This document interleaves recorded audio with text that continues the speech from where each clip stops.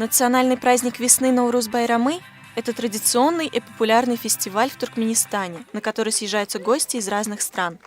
Он отражает волшебство, происходящее с природой, когда зима отступает, забирая с собой стужу и пустые свинцовые тучи, и весна щедро поет распаханную землю благодатными дождями. Это настоящий праздник жизни. Наурuz-Байрамы – отсчет Нового года, старт крестьянским работам, результаты которых будут кормить тружеников до следующей весны. Как и в любой культуре, с ним также связаны разнообразные традиции.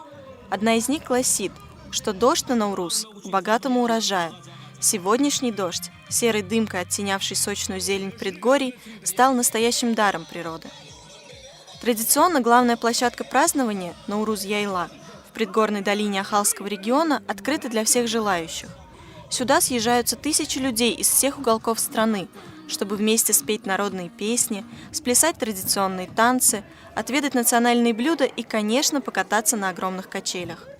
Для туристов Наурuz – это тоже восторг. Они приезжают в Туркменистан специально на праздник, посмотреть, как отмечают приход весны и ощутить национальный колорит. Сегодня на Наурuz-Яйла туристов было много. 6 туристических фирм привезли путешественников из разных стран – США, Германии, Шотландии, Франции, Греции. И даже мелкий моросящий дождь не смог испортить им впечатлений от яркого представления. В специально сооруженном городке гостей встречали творческие коллективы страны, которые представили настоящую весеннюю сказку. От маленьких артистов «Цветов жизни» зрители постепенно переходили к юным землепашцам, затем к статным туркменским красавицам, ухаживающим за садами, и под конец к мастерам-ремесленникам, вдохновленным природой родной земли, и всемирно известной конной группе «Галканыш», выступающей на гордых ахалтекинцах.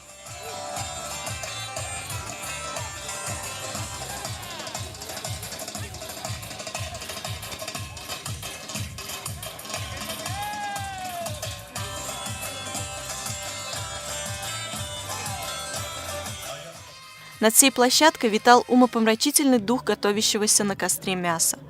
В завершение представления зрители угостили национальными блюдами – пловом, чорба, тамдырлама, семине, пишме, слоеными мясными лепешками. Сложно было избежать искушения попробовать все и сразу. Никто и не пытался.